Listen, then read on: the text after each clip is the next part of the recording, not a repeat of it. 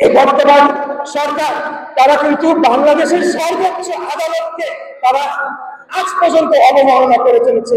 এই বিষয়টা আমার মনে হয় যে গুরুত্ব সহকারে জনগণের কাছে প্রচার করতে হবে।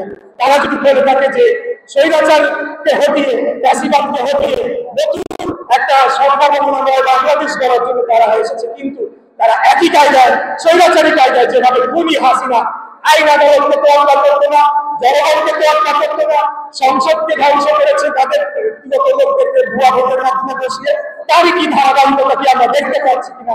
আজকে সেই প্রশ্ন জনগণকে অবশ্যই করতে হবে।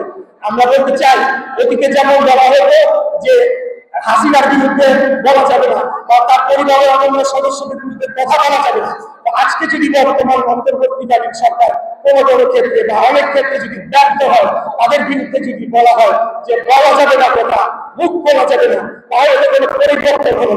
আমি বলতে চাই যে বাংলাদেশ সমাজে বাংলাদেশ রাষ্ট্র এবং জনগণ, এখানে কোনো এক ব্যক্তি রাষ্ট্রের চেয়ে বড় হতে পারে না, জনগণের চেয়ে বড় হতে পারে না।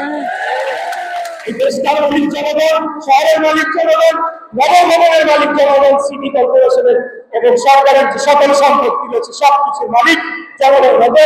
এই সরকারকে অবশ্যই জনগণের কাছে জবাবদিহিতা করতে হবে। এটাই হলো আমাদের শেষ কথা। আমরা কাউকে ছেড়ে কথা বলার জন্য আমরা ইনশাল্লাহ যত ধরনের জেল জুলুম অত্যাচার নির্যাতন আগে সহ্য করেছি, এমনকি জীবনকে বাজি রেখে রাজপথে আন্দোলন করেছি। আবারও যদি প্রয়োজন হয় জেলে যাওয়ার জন্য আমরা প্রস্তুত।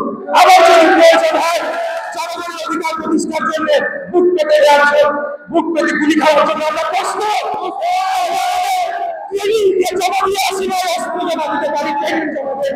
আমরা ভুলে যাই নাই বাংলাদেশ আন্দোলন সরকার কিভাবে করতে হয়।